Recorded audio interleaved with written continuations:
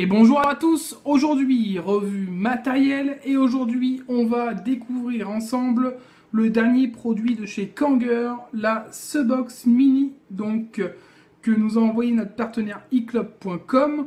Ça fait presque un mois que je l'ai testé un peu dans tous les sens et puis bah écoutez, on va faire un gros plan, on va revenir, on va discuter des points positifs, des points négatifs.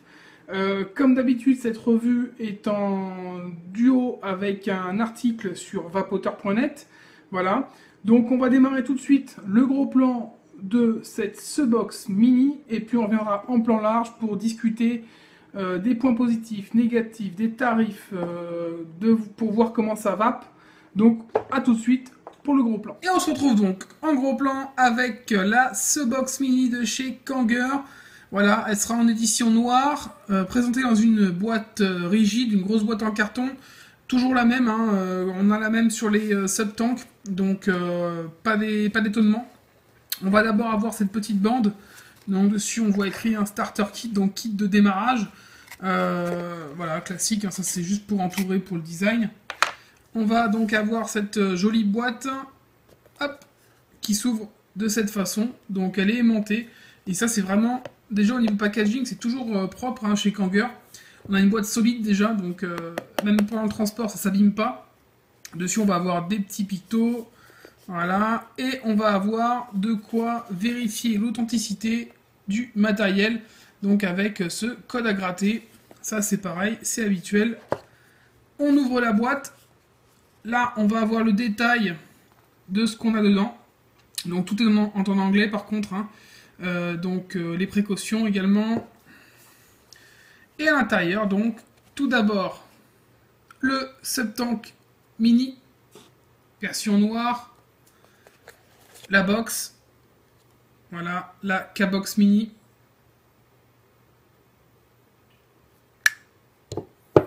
Et donc comme vous pouvez voir, elle est dans une mousse. Hein. C'est bien protégé, il n'y a pas de souci avec ça.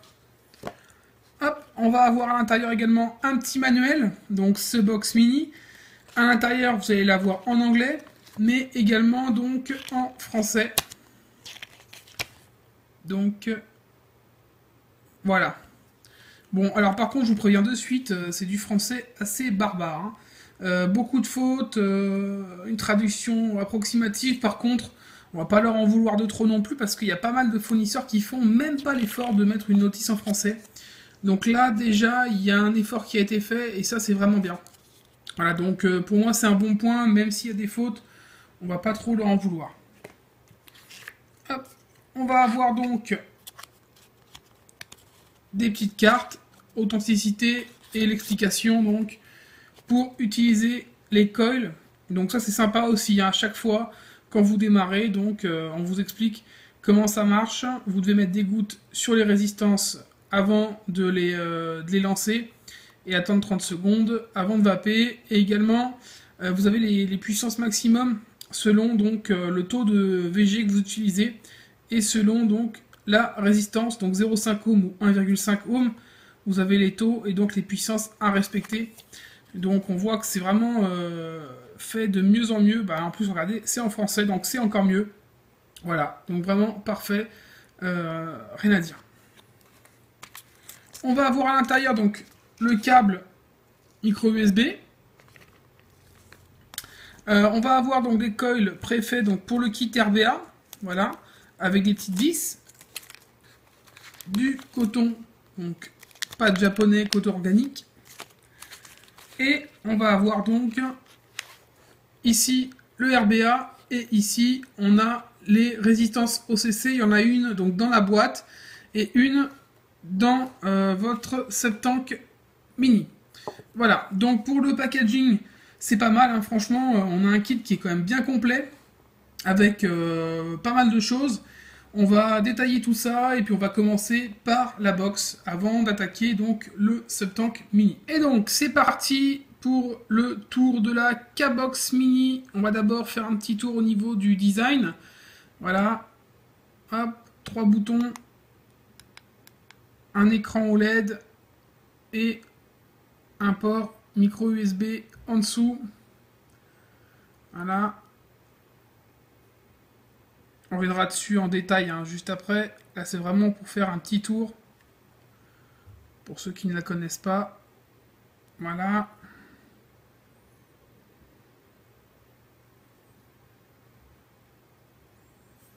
Voilà. Donc, au niveau des caractéristiques de cette box, déjà pour commencer, on est sur une box qui a une longueur de 82 mm. Donc, ça tient bien en main, c'est pas très gros, hein. Voilà, ça tient bien en main, pas de souci à ce niveau-là. On a une largeur donc de 22 mm, donc ça correspondra également au diamètre là. Et on a un poids d'environ 110 grammes sans la queue. Donc c'est pas lourd, mais c'est pas léger. Hein. On est sur une box qui pèse quand même un petit peu son poids. C'est pas énorme, mais on a quand même l'impression d'avoir l'équivalent d'un gros briquet ou de quelque chose quand même d'assez un petit peu massif. Donc une fois la taupe posée dessus, ça pèsera quand même un certain poids. À noter qu'avec la queue en plus à l'intérieur, on arrive autour des 220-230 grammes.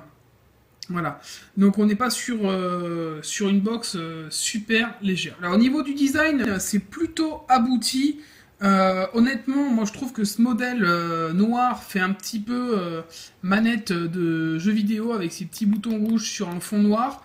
On va avoir cette inscription, donc Kangertech sur le côté, qui est vraiment dans l'air du temps, puisque ça ressemble vaguement à une marque de voiture de sport italienne au niveau de la police. Donc avec l'Evic BT déjà, qui a déjà un look très muscle car, on va dire que c'est vraiment ouais, dans l'air du temps. On a donc un revêtement sur cette box qui est entièrement dans un alliage de zinc. Donc on est sur une finition différente de ce qu'on va trouver habituellement avec tout ce qui est acier inoxydable. Hein. La couleur, vous pouvez la voir en noir ou en blanc.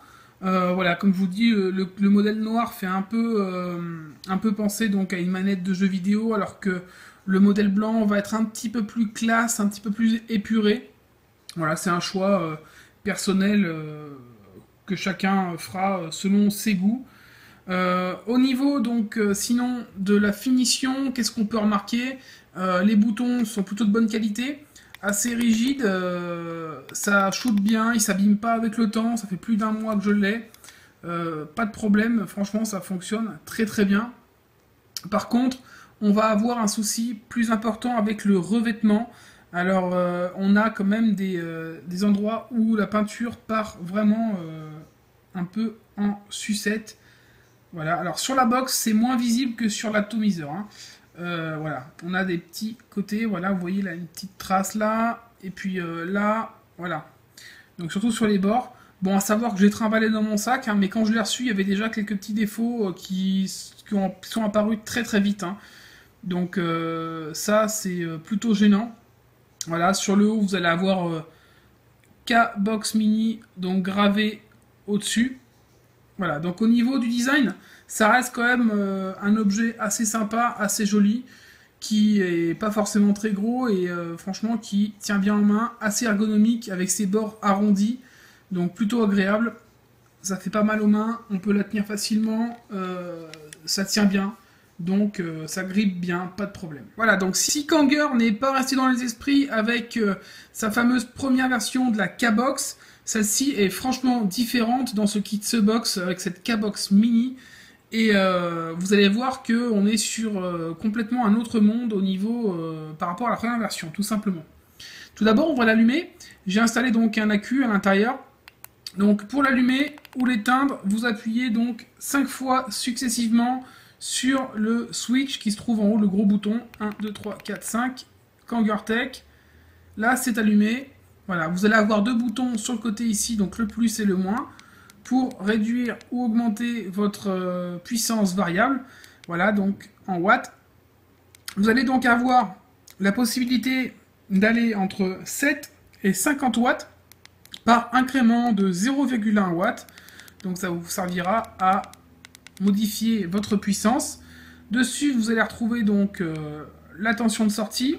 Vous allez retrouver donc la valeur de votre résistance qui là se trouve à 9,9 ohms parce que je n'ai pas mis d'atomiseur. Et vous allez retrouver donc l'indicateur de batterie sur le côté, la petite pile. assez classique. Sinon, c'est tout, hein. On n'est pas sur un mode extrêmement compliqué à ce niveau-là. À savoir que donc la K-Box Mini accepte des résistances à partir de 0,3 ohms et qu'elle possède donc un pin 510 en laiton et fixe. Donc bon, c'est un peu moins bien d'avoir un pin fixe, mais c'était un choix donc de la marque, hein, a priori.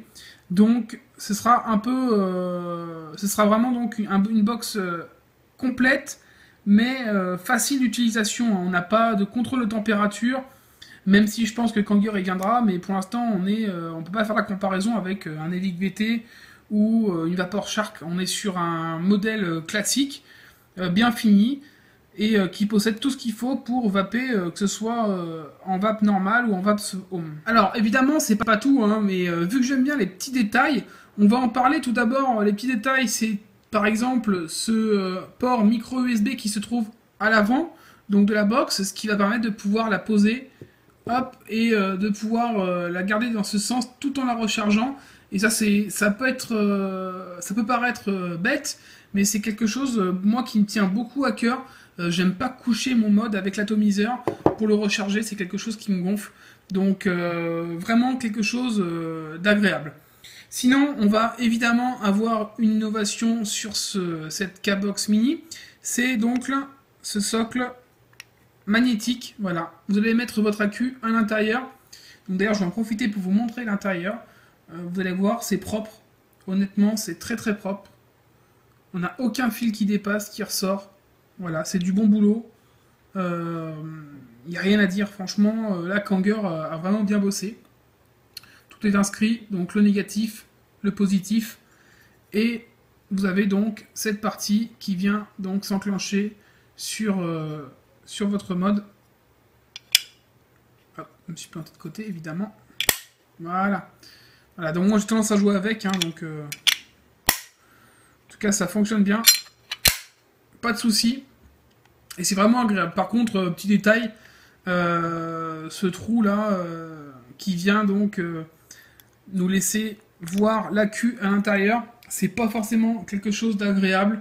Moi j'apprécie beaucoup moins. Je trouve ça un peu de mauvais goût, mais bon, après chacun verra comment il apprécie ça ou pas. Voilà, mais vous voyez, on voit à travers, c'est pas forcément quelque chose de vraiment indispensable.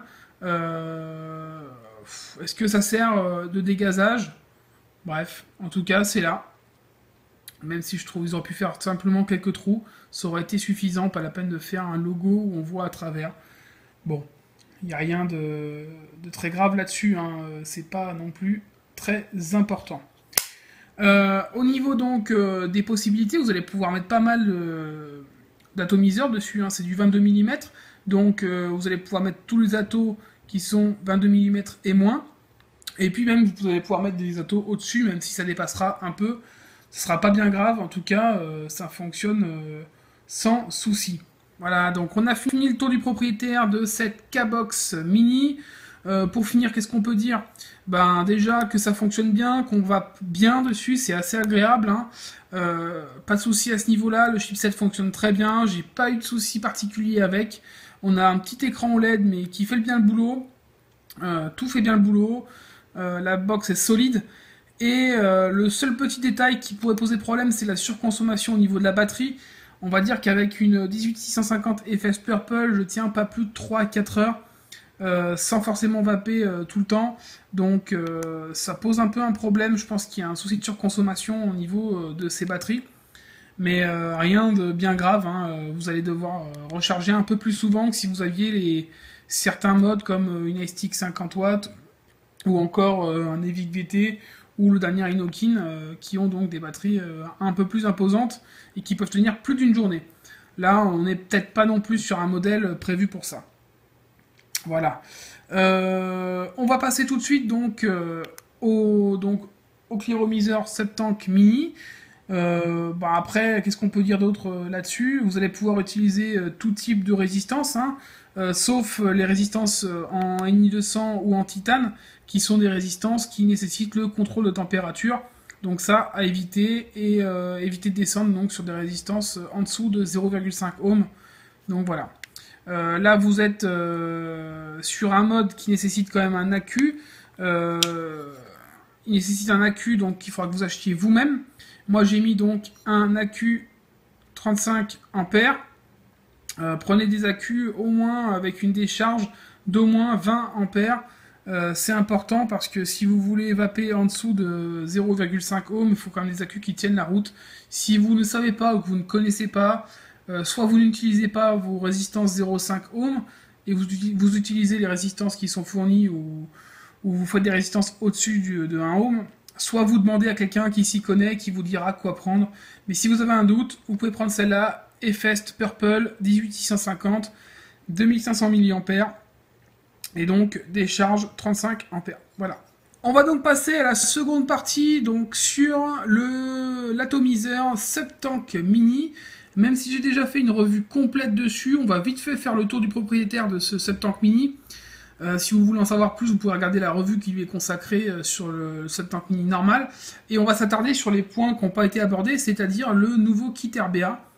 Voilà, donc, mais pour ce SubTank Mini là, on va rapidement faire le tour. Donc il est de couleur noire, il est également dans un alliage de zinc. On a un drip tip donc en Delrin, donc qui supporte bien la chaleur et qui a une entrée assez large, même si au bout ça reste assez classique. Donc c'est un peu dommage d'avoir une entrée large et au final de ne pas avoir ce qu'il faut au bout. Voilà. Comme je vous le disais, voici les détails, vous allez voir, ça s'abîme franchement pas mal. Hein. Vous voyez là sur le côté, la peinture ne tient pas forcément beaucoup. Et alors en dessous, à la réception, voilà. Ça c'est quelque chose, j'ai du mal à comprendre. Hein. On est sur du matériel quand même tellement bien foutu esthétiquement. C'est quand même dommage d'avoir des soucis de ce niveau-là. Et bon, je ne suis pas le seul à qui c'est arrivé, donc on peut facilement dire que c'est un souci avec le revêtement. Vous avez donc dessus une bague d'airflow hein, assez classique, qui tourne bien, qui fonctionne bien. Elle a été revue plusieurs fois. Maintenant, elle est au point. Hein. Vous avez donc plusieurs possibilités, plusieurs entrées pour avoir un tirage serré ou un tirage très aérien. Au centre, toujours la même chose, un tank donc en Pyrex avec des joints. Ça fonctionne bien, ça ne fuit pas, donc pas de souci. Voilà. À l'intérieur, vous allez pouvoir venir poser votre résistance ou votre donc kit RBA et l'installer directement. On va en parler un peu plus, hein, on va quand même faire un petit tour sur la résistance. Voilà. Vous allez pouvoir venir poser par exemple votre résistance OCC. Tout simplement, vous l'installez bien, vous la serrez. Il faut toujours vérifier hein, que c'est bien serré avant de démarrer. Hop. Donc pour ceux qui ne savent pas comment ça fonctionne, n'oubliez pas d'utiliser donc de regarder cette petite fiche qui est à l'intérieur. Ça vous explique comment ça fonctionne. Donc à chaque fois que vous devez amorcer donc une résistance, vous mettez une ou deux gouttes à l'intérieur, une ou deux gouttes, moi c'est ce que je fais, hein, sur les côtés. Et puis vous l'installez, vous remplissez donc le tank. Et puis, vous attendez un petit peu que ça s'imbibe avant de vaper, donc au moins 30 secondes. Voilà, tout simplement, c'est rien de compliqué, mais ça vous évite de cramer une résistance. Vous avez également, donc, selon ce que vous utilisez, par exemple, si vous utilisez cette résistance à 0,5 ohm, et que vous êtes avec un liquide à 80 ou 100% de VG, il faudra vaper de 15 à 40 watts maximum. On est sur une résistance OCC qui a été un petit peu modifiée, comme vous pouvez le voir. On a dessus carrément inscrit ce qu'il faut, donc 80-100% de VG, 15 à 40 watts pour 50 à 70% de VG, donc 15 à 45 watts. Voilà, ce sera pareil sur l'autre résistance à 1,5 ohm. Donc il y a eu des progrès hein, à ce niveau-là. Toujours des résistances faites en Cantal et en coton organique japonais à l'intérieur. Donc les résistances OCC, elles fonctionnent très très bien. J'ai jamais eu de soucis avec. Elles ont une durée de vie, on va dire, au moins de 2 semaines.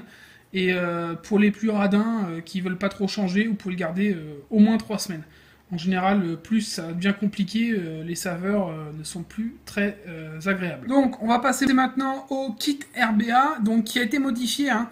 Le kit RBA avant ne possédait pas ces trous, vous aviez des rigoles juste en dessous et vous aviez donc au-dessus votre clips, il fallait mettre tout nickel pour que ça tombe un petit peu dans les rigoles et que ça vienne récupérer le jus.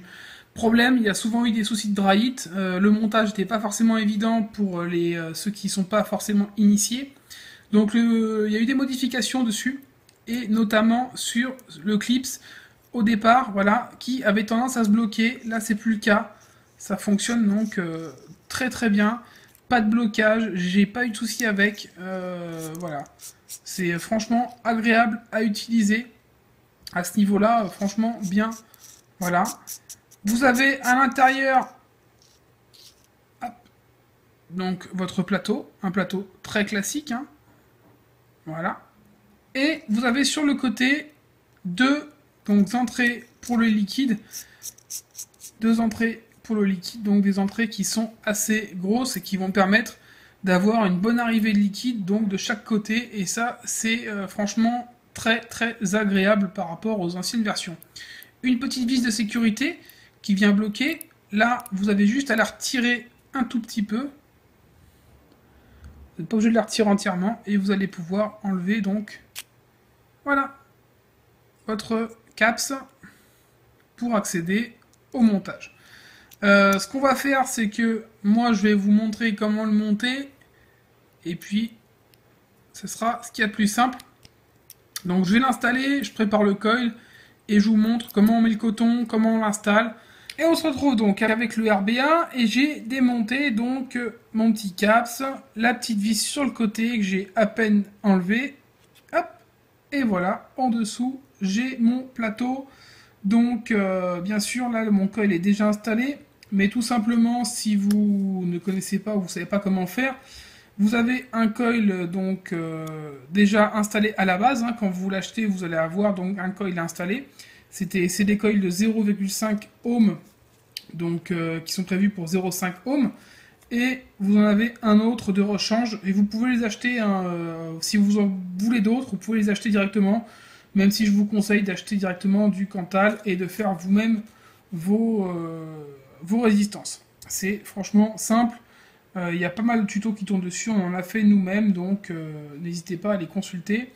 Donc là vous allez, une fois installé, donc de chaque côté, côté positif, côté négatif, hein, vous installez donc un morceau de chaque côté, elle est bien centrée, elle est nickel, voilà. Vous allez chauffer un tout petit peu, sans le faire rougir normalement. Bon, moi je suis encore habitué au microcoil, hein. Je suis désolé, c'est pas grave. Le docteur Farsalinos m'en voudra pas trop. Voilà. Une fois que c'est fait, donc vous avez votre coil, vous n'avez plus qu'à installer donc le coton. Et c'est là qu'il va falloir faire attention. Donc vous prenez un morceau de coton. Voilà, moi j'en ai pris un. Alors on va éviter d'utiliser le coton qui est fourni, hein, si possible. Ce coton-là, c'est pas de la très grande qualité. Moi je trouve pas ça trop top. Acheter du coton bacon, ou acheter du coton bacon V2, ou acheter de la Fiberfrix, éventuellement ou autre chose, mais évitez d'utiliser quand même ce qu'on vous donne dans ces packaging, ou alors juste pour quelques coils, mais vous verrez le goût est vraiment différent. Vous allez donc venir installer votre coton à l'intérieur. Hop. Alors, c'est pas évident de le faire à la vidéo. Voilà. Voilà. Donc là, je suis pas mal, hein. Il est bien installé. Pas trop serré. Et pas trop d'espace. Voilà. Hop, je vais poser, ce sera plus simple. Et maintenant, on va revenir mettre le clips. Donc, je prends mon coton, je le soulève, je mets mon clips au-dessus, je récupère mon coton.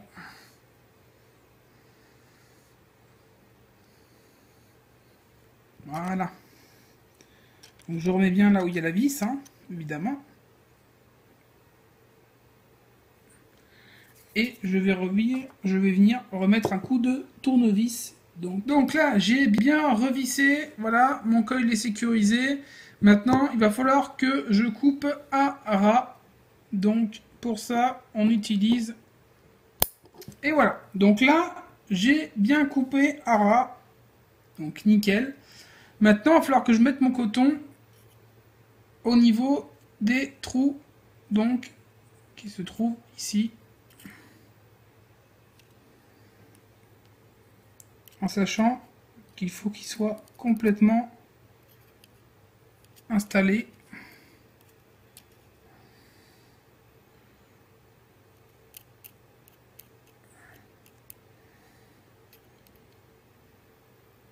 Voilà. Là, on voit plus rien de ce côté-là. On est pas mal. Maintenant, de l'autre côté.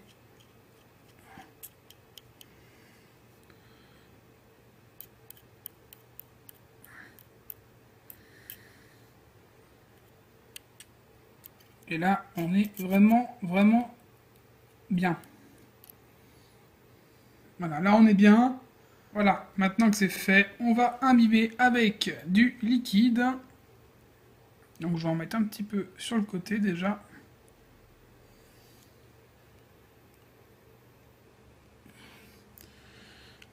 Hop.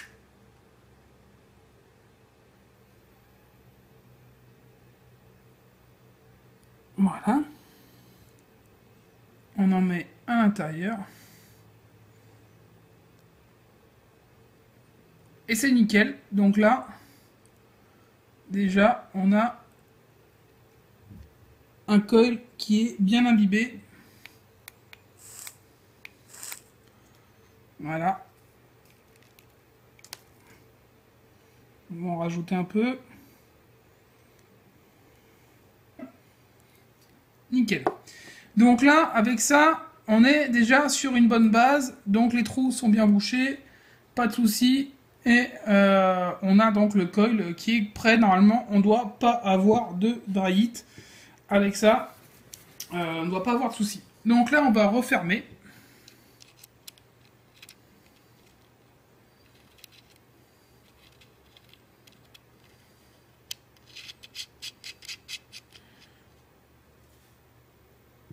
Voilà. Donc là, j'ai refermé, mon coil est prêt. J'ai plus qu'à remplir mon tank et à préparer donc et à refermer le tout. Et là voilà, tout est en place. J'ai mis donc du liquide dans mon tank, j'ai refermé le tout. Et puis maintenant, on va passer au test. Hein. Je vous ai tout montré donc autant sur la K-Box Mini que sur ce sub-tank mini donc avec le nouveau RBA. On va tester ça en direct, en plan large. A tout de suite. Et on se retrouve donc en plan large avec la K-Box Mini et son sub-tank mini. Voilà. Donc le montage, on vient de le faire en gros plan. Le montage RBA sur le nouveau système. Pas de souci, ça fonctionne bien. Je vais vous le montrer. On est en 30 watts, 0,5 ohms. C'est les résistances donc préfaites qui sont fournies. On les a juste installées. On a changé le coton parce que j'ai préféré mettre du coton donc bacon à la place de mettre les pads qui sont fournis. Ça c'est ma préférence personnelle, après chacun fera comme il veut, mais je vous déconseille quand même de les utiliser. Utilisez plutôt du coton bacon ou de la Fiberfrix au choix. Et donc c'est parti pour le test. J'ai ouvert l'airflow.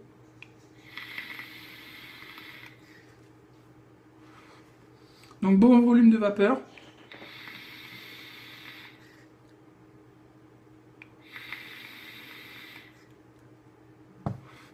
Pas de souci, vous pouvez tirer dessus, ça fonctionne très bien, on a un très bon rendu de saveur. On a une vape plutôt tiède. Avec les résistances OCC, vous serez plutôt sur une vape chaude. À savoir que les résistances OCC, elles chauffent assez rapidement en 0,5 ohm. Hein. Donc vous aurez vraiment une vape de plus en plus chaude, plus vous tirez dessus. Là, c'est pas le cas avec le RBA. Vous aurez, si votre montage est bien fait, vous n'aurez pas de souci.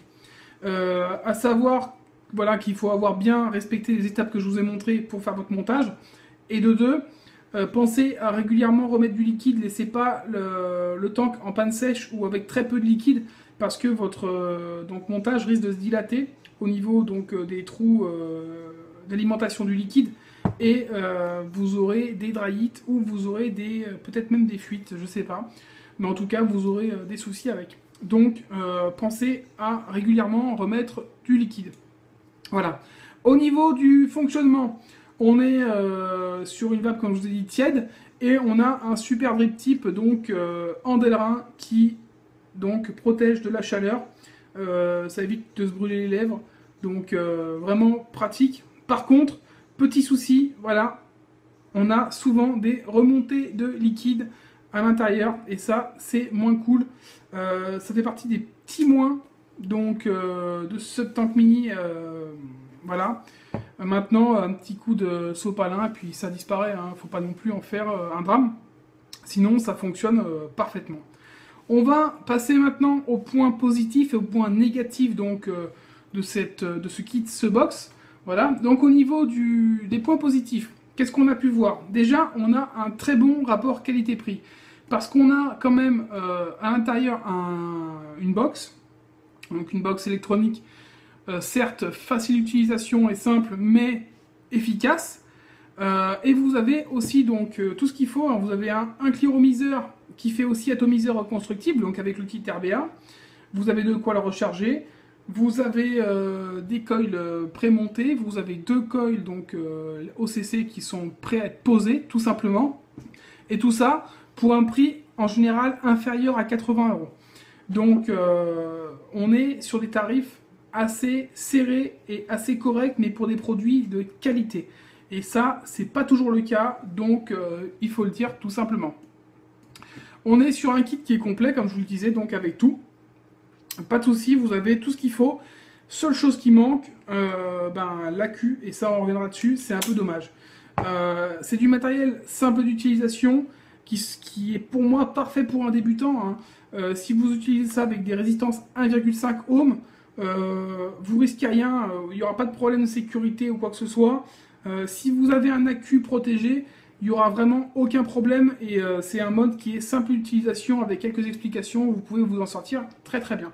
Donc on est sur du matériel solide également, donc un ensemble en alliage de zinc, donc franchement bonne qualité, et on a une ergonomie, c'est franchement bien foutu, tout est arrondi, donc ça tient bien en main, vous voyez là on voit que le clearomiseur et pourtant j'ai pas des grosses mains.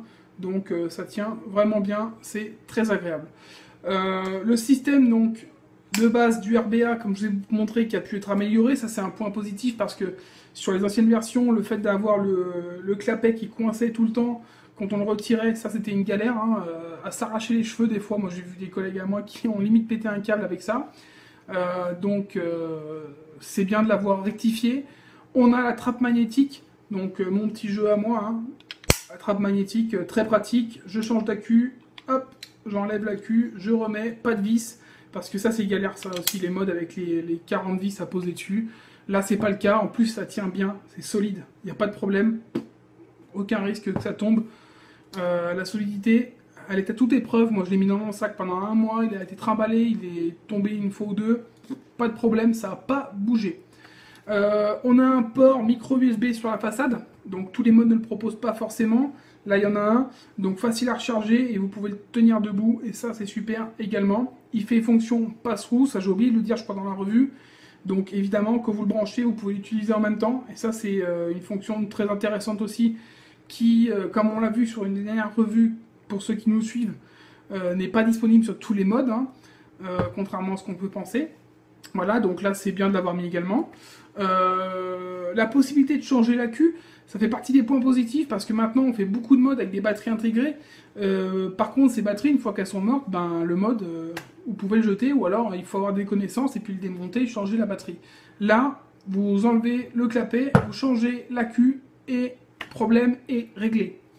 Et vous avez un mode d'emploi en français, donc même si c'est pas du très grand français, que c'est plutôt du français barbare, on a quand même l'effort de la part de Kangertech d'avoir mis un mode d'emploi en français. Et ça, c'est également un point positif. Maintenant, on va passer au point négatif. Il n'y en a pas beaucoup, mais on va quand même les donner. Tout d'abord, le revêtement un peu friable de cette K-Box et surtout du Subtank Mini qui a quand même, sur le mien en tout cas, il y a quand même des belles traces et ça laisse à désirer. On a l'impression que la finition est pas au top, alors qu'au niveau esthétique, il est vraiment super ce mode. On est vraiment sur un super kit avec cette box mini. Mais c'est vraiment le défaut, ce revêtement là qui se barre. C'est un peu plus sur le Subtank Mini que sur la K-Box Mini, mais après, voilà, c'est un peu dommage. On n'a pas de contrôle de température dessus. Bon, après, on n'est pas sur ce mode-là, on n'était pas parti là-dessus, on est parti sur un mode de démarrage plutôt, donc le starter kit. Donc du coup, qu'il n'y ait pas de contrôle de température, c'est pas une catastrophe, hein. Je pense que Kangur va s'y mettre. Ils s'y ont tous mis autour, donc Kangur va sûrement nous sortir quelque chose, c'est même déjà prêt à mon avis. C'est juste une question de date, hein, ça va pas tarder. On a le logo percé derrière qui nous donne donc une visibilité sur l'accu. Voilà, les trous de dégazage, ils auraient pu être un peu plus discrets. Là, franchement, c'est pas forcément nécessaire. On a un accu qui n'est pas fourni.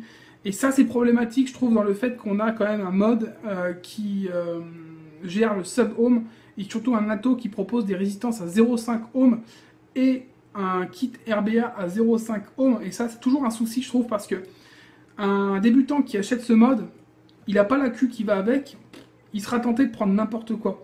Et le problème, c'est qu'on ne peut pas prendre n'importe quoi quand on veut vaper en sub-ohm. Il faut des accus qui supportent une décharge d'au moins 20 ampères. Donc des accus de ce type-là, je les ai déjà montrés, je vous le remontre, hein, que vous puissiez bien le voir, pour ceux qui ne connaissent pas.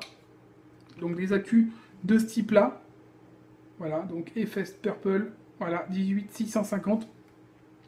Et ça, c'est vraiment important, et je pense que, honnêtement, je préférerais que le kit soit 5 € plus cher, ou même, allez, disons 10 € plus cher, mais que l'accu soit fourni. Comme ça, pas de souci, tout est fourni avec, on est sur un mode sécurisé à 100%, et on n'a pas de problème. Tout le monde peut acheter ce kit, on n'a pas à s'inquiéter de se dire, oula, mais si la personne met un mauvais accu à l'intérieur, attention. Là, pour moi, ça reste un point négatif, mais c'est pas que Kangur et ce kit, ce box, c'est dans pas mal de modes qui ne comportent pas de batterie, qu'il faudrait peut-être faire cet effort maintenant. Au niveau de la consommation énergétique, comme je le disais, ça pompe un petit peu.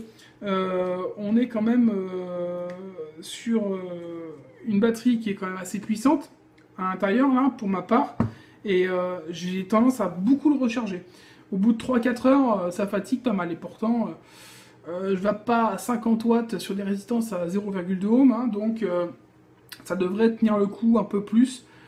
Bon, moi je trouve qu'il y a une surconsommation d'énergie au niveau donc, de ce mode. Ça ne regarde que moi. À vous de nous dire ce que vous en pensez d'ailleurs, si vous avez quelque chose à dire. Donc en conclusion, on est sur un très bon produit. On est sur un setup réussi. Maintenant, il y a de plus en plus de marques qui se mettent à faire des setups. Joytech l'a fait avec les VT. Maintenant, on est sur la Subox, donc avec cet atomiseur, Subtank Mini, tout en un, dans 2 coloris au choix. Franchement, c'est uni, c'est vraiment sympa d'avoir un setup complet qui va bien. En fait, c'est vraiment un setup qui est déjà prêt. On a quelque chose qui est uni et ça, c'est vraiment agréable. Au niveau du prix, il n'y a pas grand-chose à dire. C'est assez discret. On a un bon rapport qualité-prix. Évidemment, il y a quelques défauts. Maintenant, on ne va pas non plus en faire un drame. C'est pas très grave. Par rapport aux quelques défauts qu'il y a, on est quand même sur un produit qui est de très très grande qualité. Donc si vous voulez vous faire plaisir, si vous voulez un kit de démarrage, vous offrir un kit de démarrage qui marche tout simplement et qui permet d'avoir une vape de qualité, n'hésitez pas. La Subox, au niveau du prix et de la finition, il n'y a pas grand chose à dire, hein. On a quelques défauts, mais c'est du bon matériel et ça fonctionne très très bien.